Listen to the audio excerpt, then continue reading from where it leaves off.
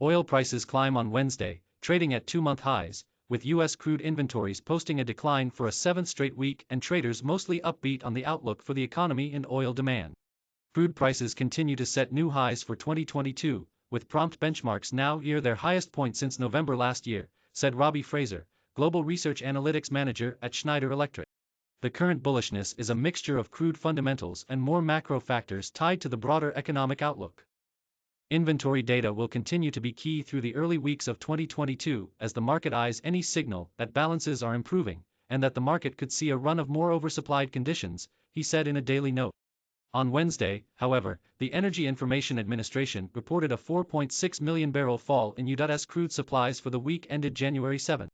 That marked a seventh straight weekly decline, based on the EIA data, and came in well above the average 1.6 million barrel decrease expected by analysts polled by SP Global Platts. The American Petroleum Institute on Tuesday reported a 1.1 million barrel decline.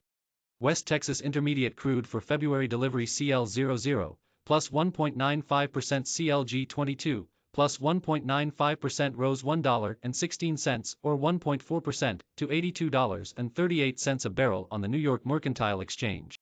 March Brent crude BRN00, plus 1.45% BRNH22, plus 1.45%, the global benchmark, was up 78 cents or 0.9% at $84.50 a barrel on ICE Futures Europe.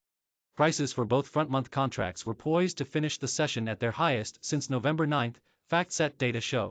The EIA also reported weekly inventory increases of 8 million barrels for gasoline and 2.5 million barrels for distillate. The SP Global Platts survey expected supply gains of 3 million barrels for gasoline and 2 million barrels for distillate. On Nymex Wednesday, February gasoline RBG22, plus 1.52% tacked on 1% to $2.381 a gallon, and February heating oil HOG22, plus 1.37% rose 1% to $2.589 a gallon. The decline for crude inventories was overshadowed by a massive build in gasoline stocks, said Fraser. So while the headline number may have tilted in favor of the bulls, the report as a whole indicates more bearish conditions.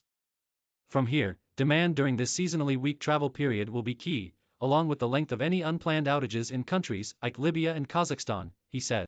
The EIA data, meanwhile, showed crude stocks at the Cushing, Oklahoma, Nymex delivery hub edged down by 2.5 million barrels for the week, while total domestic petroleum production fell 100,000 barrels to 11.7 million barrels per day.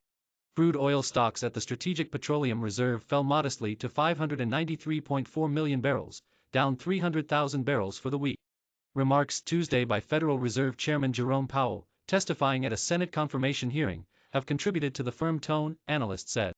Powell, who is expected to win confirmation from the full Senate to serve a second term as Fed chief, described the effect of the Omicron variant of the coronavirus on the U.S. economy as short-lived, while arguing the central bank's plans to tighten monetary policy in an effort to rein in inflation won't derail the economy.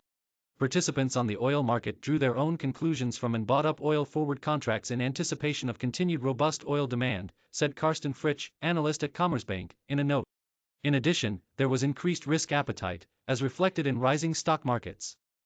Rounding out action in the energy markets, natural gas futures moved up sharply, with the rally so far this week driven by colder weather forecasts for the Northeast and Midwest through late January, said Kristen Redmond, commodity analyst at Schneider Electric.